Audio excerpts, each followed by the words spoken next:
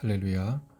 오늘 주님의 은혜가 충만한 하루, 은혜로 채우시고, 은혜로 덮으시고, 은혜로 인도하시는 복된 날이 되시기를 바랍니다. 오늘 말씀은 사무엘상 17장 4절에서 11절입니다. 블레셋 사람들의 진영에서 싸움을 도두는 자가 왔는데 그의 이름은 골리앗이요 가드 사람이라. 그의 키는 6규빗 한 뼘이요 머리에는 노투구를 썼고 몸에는 비늘 갑옷을 입었으니 그 갑옷의 무게가 놋 5천 세겔이며 그의 다리에는 놋 각반을 쳤고 어깨 사이에는 놋 단창을 메었으니 그 창자루는 배틀채 같고 창날은 철 600세겔이며 방패 든 자가 앞서 행하더라. 그가 서서 이스라엘 군대를 향하여 외쳐 이르되 너희가 어찌하여 나와서 전열을 벌였느냐. 나는 블레셋 사람이 아니며 너희는 사울의 신복이 아니냐. 너희는 한 사람을 택하여 내게로 내려보내라. 그가 나와 싸워서 나를 죽이면 우리가 너희의 종이 되겠고 만일 내가 이겨 그를 죽이면 너희가 우리의 종이 되어 우리를 섬길 것이니라. 그 블레셋 사람이 또 이르되 내가 오늘 이스라엘의 군대를 모욕하였으니 사람을 보내어 나와 더불어 싸우게 하라 한지라. 사울과 온 이스라엘이 블레셋 사람의 이 말을 듣고 놀라 크게 두려워하니라. 아멘. 본문에 계시된 주님은 어떤 분이신가? 골리앗을 보내시는 분이십니다. 갑자기 블레셋이 군대를 소집하고 전열을 가다듬고 이스라엘과 전쟁을 벌입니다. 그때 싸움을 도두는 자 골리앗이 나타나죠. 고대 전쟁에서는 양쪽 진영을 세우고 나서 대표자들을 보내서 그 싸움에서 승패를 가늠짓는 그런 방식이 있었습니다. 이 골리앗이 4절부터 7절까지 나오죠. 이 사람은 가드 사람이었습니다. 가드 사람이라는 것은 블레셋 사람이라는 뜻이죠. 키가 6규빗 한 뼘이 됩니다. 서장호는 애기에 속할 정도로 2m 80 정도 된다고 볼 수 있습니다. 노트구, 비닐 갑옷, 갑옷의 무게가 5천 세겔, 갑옷 무게만 60kg 이상이 되는 것이죠. 놋 각반, 어깨 놋 단창, 창자루는 배틀채 같았고 창날은 철 600세겔, 방패 든 자가 따라가 있었죠. 그리고 호령을 합니다. 한 사람 내려보내라. 날 죽이면 우리가 종이 돼줄게. 하지만 내가 이겨 죽이면 너희가 우리 종이 될 것이다.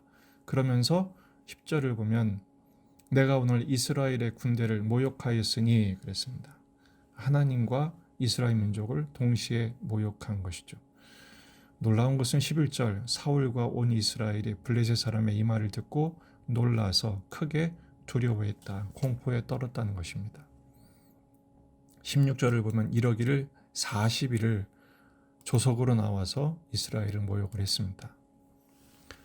이 골리앗은 우리에게 영적인 의미에서도 매우 중요한 의미를 교훈을 줍니다. 왜냐하면 이 골리앗은 죄의 성격을 설명합니다. 강력한 골리앗, 사울도 어떤 장군들도 어쩌지 못하는 놀라서 크게 두려워했던 대상. 근데 놀랍게도 이 골리앗은 가드 사람입니다. 블레셋을 전멸시킬 기회가 이미 2번이나 있었습니다.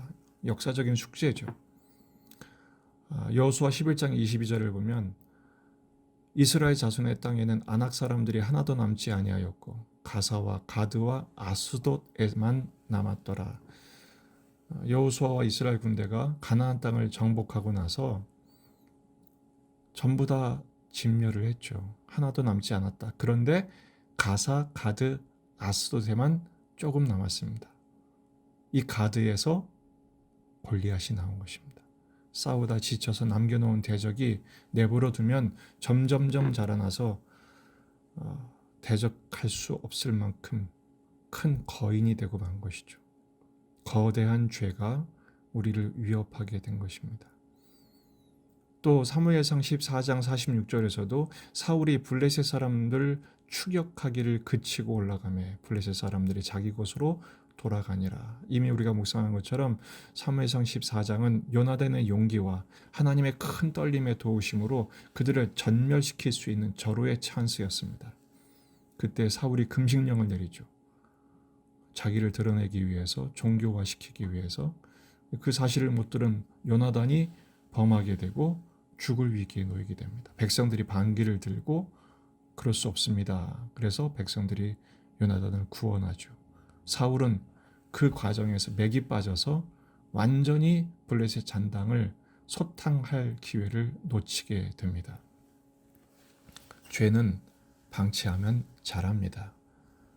그래서 주님은 우리에게 피 흘리기까지 싸워 이기라고 말씀하시기까지 하신 것이죠. 그러나 이 골리앗이 이토록 강력한 대적이 된 것은 우리를 두렵게 하기만이 위한 것은 아닙니다.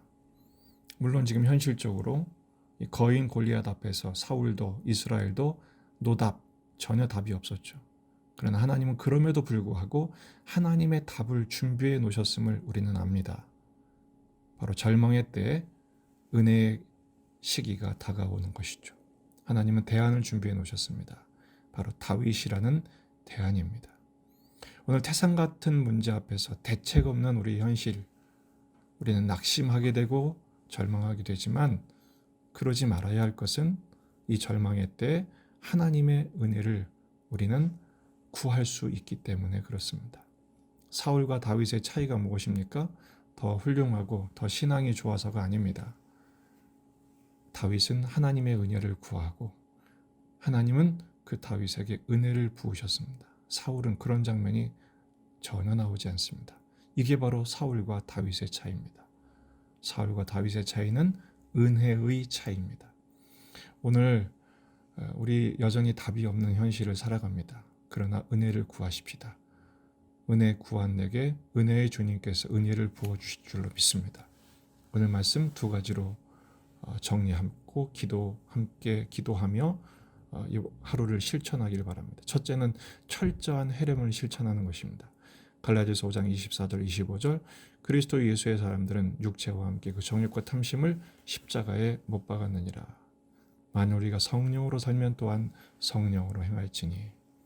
방치해두면 죄는 자라게 됩니다. 작은 죄도 자라서 거인이 되어 우리의 인생의 발목을 잡게 됩니다. 오늘도 죄와 피 흘리기까지 싸워 승리하는 우리가 되기를 바랍니다. 두 번째, 강력한 대적, 절망적 상황일수록 우리 앞에 놓인 거인 골리앗 같은 상황이 놓여 있다 할지라도 절대로 낙심하지 마시고 은혜를 구할 때 은혜를 베푸시는, 우리는 답이 없지만 답을 갖고 우리에게 찾아오시는 그 하나님의 은혜를 구하며 그 주님을 믿고 나아가자는 것입니다. 야고보서 4장 6절에서 7절입니다. 그러나 더욱 큰 은혜를 주시나니 그러므로 일렀으되 하나님이 교만한 자를 물리치시고 겸손한 자에게 은혜를 주신다 하였느니라. 그런즉 너희는 하나님께 복종할지어다. 마귀를 대적하라. 그리하면 너희를 피하리라. 승리를 주신다는 것이죠. 여기서 중요한 단어가 뭡니까? 겸손, 은혜, 순종, 그리고 담대하게 대적하는 것. 오늘 우리에게 주어진 삶을 이 은혜의 원리로 승리하는 저와 여러분이 되기를 주의 이름으로 축복합니다.